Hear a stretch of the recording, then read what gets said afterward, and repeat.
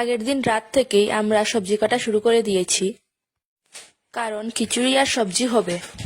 কারণ মনসা পূজাতে খিচুড়ি আসল, অনেক নিমন্ত্রিত লোক আসবে, জমিয়ে খাওয়া দাওয়া হবে। মনসা পূজাতে অনেক কাজ, তাই আগের দিন রাত সবজিগুলো কেটে রেখে দিয়েছি। পুজোর বাজার আগের দিন হয়ে গেছে, আর সব ঠিকঠাক করে ঠাকুর ঘরে রেখে দিয়েছি, কারণ কাল সকাল সকাল পুরোহিত মশাই এসে যাবেন। এদিকে মাটির চুলা তৈরি করা হচ্ছে। রাঁধুনি এসে বললেন উনি গ্যাসে রান্না করবেন না, উনি মাটির চুলাতে রান্না করবেন, তাই তিনি মাটির চুলা তৈরি করতে শুরু করলেন। আর মাটির চুলাতে রান্না করলে তো কড়াইয়ের নিচে কালি লেগে যাবে, তাই কড়াইয়ের নিচে মাটি লাগানো হচ্ছে। দেখুন পুরোহিত মশাই এসে গেছেন আর পুজো শুরু করে দিয়েছেন।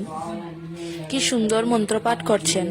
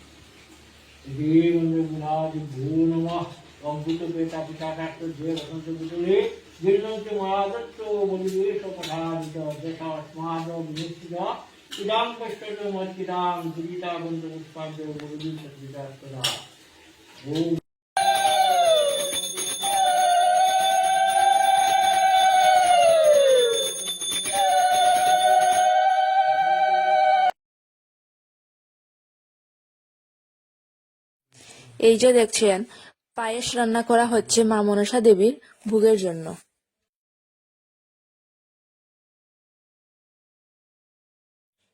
এখন আমরা মায়ের চরণে অঞ্জলি নিবেদন করব। সবকিছু দেখাতে পারিনি, কারণ বুঝতেই তো পারছেন পুজো বাড়িতে অনেক কাজ থাকে, তাই সম্পূর্ণ ভিডিও করতে পারিনি। যেটুকু করেছি সেইটুকুই আপনাদের সাথে শেয়ার করলাম। এখন যজ্ঞ শুরু হবে। পুরোহিত মশাই যজ্ঞের আসনে বসে পড়েছেন।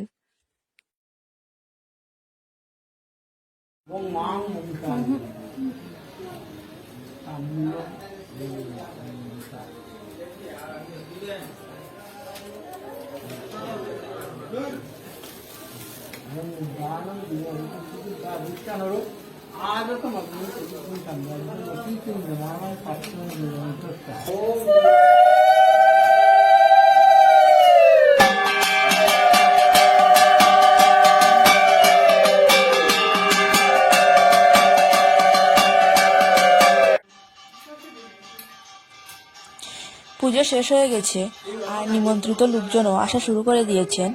এখন আমরা প্রসাদ বিতরণ করব। আমার ভিডিওটি যদি আপনাদের ভালো লাগে তাহলে লাইক, শেয়ার এন্ড সাবস্ক্রাইব করবেন এবং কমেন্টের মাধ্যমে অবশ্যই জানাবেন।